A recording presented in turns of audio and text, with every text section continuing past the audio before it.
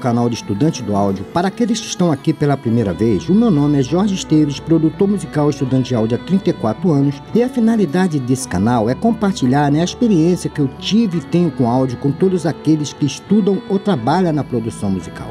E no estudo de hoje nós iremos pautear sobre a edição criada para a voz de John Lennon, inclusive que se tornou logo depois para toda a banda, The Beatles. Então essa técnica ela foi uma febre nos anos 80, inclusive aqui no Brasil, muitos artistas da época a usaram, e é utilizada até os dias de hoje por muitas bandas americanas. Mas antes de iniciar, eu quero deixar registrado meus sinceros agradecimentos a toda a família do áudio que vem me prestigiando com os incentivos e prova de amizade, seja através dos e-mails, seja através dos comentários, compartilhando o vídeo ou deixando aquele like aí, o seu joinha, que demonstra que eu estou no caminho certo dos estudos aqui no canal. E eu vou aproveitar agora para registrar que tenho recebido muitos e-mails relatando o êxito com as técnicas aplicadas e estudadas aqui no nosso canal do estudante. Sendo que a finalidade desse canal é compartilhar a experiência, e esses relatos me impulsionam sempre a seguir em frente quando você deixa aí seu like, porque assim demonstra que a minha missão está sendo cumprida, eu estou realmente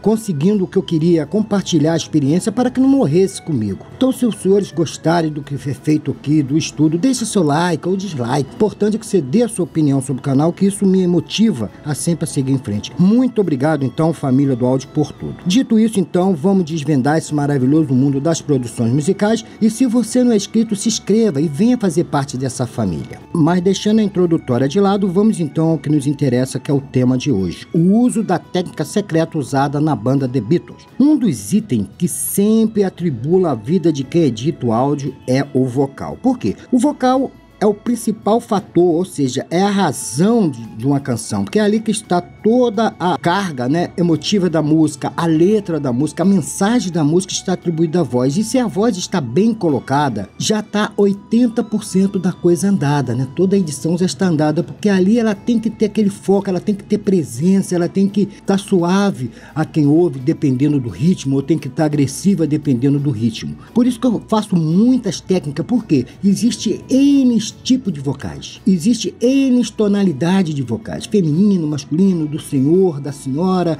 do jovem, da criança, e assim a gente temos que ter várias ferramentas para podermos editar de forma correta aquele tipo de material que nós estamos ali trabalhando. E na era passada, como deveria ser até nos dias de hoje, havia uma preocupação muito grande na captação da voz, pois o pensamento era: se a captação fosse ótima, depois o tratamento ficaria excelente. E naquela época não existia tanta tecnologia para tratamento, não existia tanto medicamento como existe hoje, várias ferramentas para tratamento da voz, e não existia. Então tinha que ter aquela preocupação, o que deveria acontecer. Porque, como eu sempre disse aqui no nosso canal, áudio bom ele já vem da sua fonte. Se a gente pega um áudio bom para lapidar ele, é muito fácil, e ele fica realmente na sua origem, na sua grandeza. Então, como eu disse, uma coisa que nós devemos sempre se lembrar, que a tecnologia daquela época pré-histórica, por assim dizer, tinha aqueles microfones de sensibilidade baixa, amplificadores que era muito ruim, e o cara tinha que trabalhar com esse material e tirar o melhor disso. Então o vocalista tinha que cantar então ali muito alto, ele tinha que realmente ser bom na técnica vocal, tinha que ser bons vocalistas. Hoje em dia não, você tem todo um aparato, como eu estou dizendo aqui, e dando continuidade. Mas aconteceu naquela época que entrou os gravadores de fita. Aí a coisa já mudou o cenário, porque podia gravar e regravar, como acontece hoje. Então, gravar o vocal se tornou bem mais prático. E apareceram também os amplificadores de válvula que saturavam a voz, dando todo um brilho especial para o vocal. E o grande público, logicamente, gostou desse salto tecnológico na voz. Mas existia uma corrente de produtores que achava que tal modernidade era muito artificial, porque se você escutava a banda ao vivo era uma coisa, viu o cantor ali no seu disquinho, tá ouvindo, cara, é muito bom, mas quando ia ver ele ao vivo o cenário era totalmente diferente, e isso aconteceu com a banda Beatles. Mas antes de entrarmos de definitivo no tema, que é essa que é a coisa, o porquê da diferença da voz dele lá e cá, lógico que é a edição, mas vamos explicar qual é essa edição. Vamos conhecer um pouco, porque aqui é um canal de estudo, o porquê que foi criada a técnica. A criação da técnica veio graças a John Lennon, que por motivo próprio, ele tinha vergonha da sua própria voz. Ele achava a voz dele totalmente muito ruim, horrível. Então, quando ele entrou no estúdio, que ele foi convocado para a banda ali dos quatro, né? Ele chegou, a primeira coisa que ele fez foi conversar com George Martin, que era o engenheiro ali de produção do estúdio, e falou com ele assim numa conversa: Jorge, será que você não pode temperar essa voz com algum tomate, botar aí um ketchup? Porque, poxa, minha voz é muito horrível. Por favor, faça isso por mim. Isso é possível? Ele falou: sim, é. Eu vou estudar alguma coisa para que a gente faça até algo original, a gente mude totalmente o contexto do que está sendo gravado aí. É até bom você falar isso, que a gente vamos ver o que nós vamos fazer. E o George começou a pensar em algo, né, que pudesse fazer. Que, como eu sempre disse, o ser humano é curioso por natureza, e nós que somos dessa área da edição do áudio temos que ter sempre aguçada a nossa curiosidade. Por quê? Eu mostro aqui várias técnicas. Se você pegar uma técnica de um, de outro e juntando, você vai criar a sua própria técnica com o que já existe, porque na verdade tudo, como dizia o Chacrinha, na verdade nada se cria, tudo se copia ou se recria, você vai se recriando com as coisas que já existem. E assim, George R. Martin, que era um grande produtor musical, arranjador, ele era compositor, engenheiro sonoro, músico e maestro britânico, inseriu a voz de John Lennon numa técnica chamada de Dolby Track, e que acabou por ser empregada por todos os componentes da banda britânica The Beatles. Todos gostaram e falaram: pô, bota na minha voz também.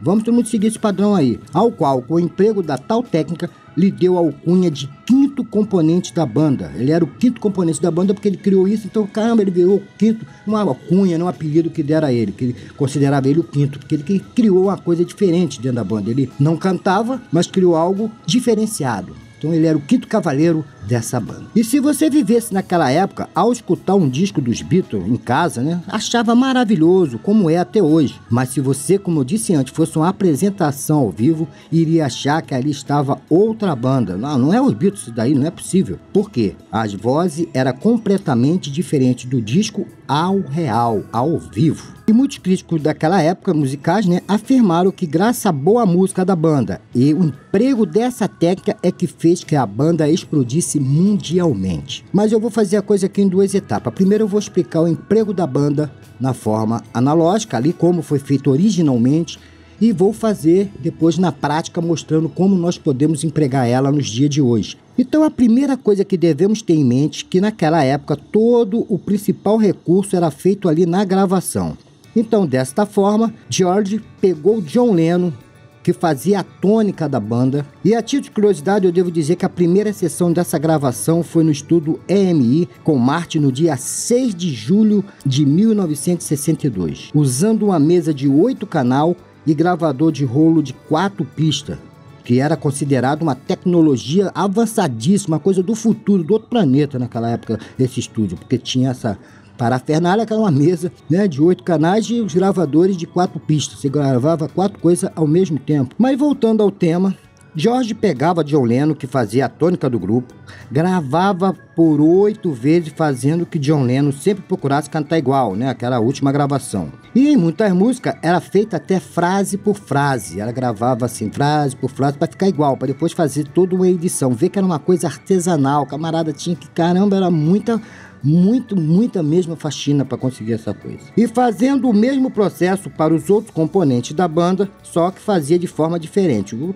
John fazia a tônica, o George Harrison cantava fazendo a terceira, o Ringo Starr a quinta e Paul McCartney fazendo a oitava. O que na época foi um diferencial que ninguém tinha criado aquilo ainda. Esse negócio tipo um back vocal e ainda empregando esse emprego que eu vou explicar mais na frente de várias gravações multipista da mesma voz. Então o que o George fazia? Já com as vozes gravadas, ele separava os melhores take, né, os melhores momentos de cada parte, juntava a um só take. Então eu vou fazer o seguinte, aqui está um vocal, deixa eu pegar aquilo lá, desenhar para vocês entenderem. Então ele pegava aqui a voz de Lennon, que tentava cantar igual, né? Aí ele vinha, cantava novamente, tentando copiar o que ele fez da primeira vez, e passava, juntava então isso aqui num só take. Então, nesse ponto, nós vamos analisar o que acontecia nesse procedimento, que aqui já começa a ser feita a técnica. Quando ele gravava aqui, o que acontece? De um gravador aqui de rolo para outro, é um mecanismo, né, de um motorzinho.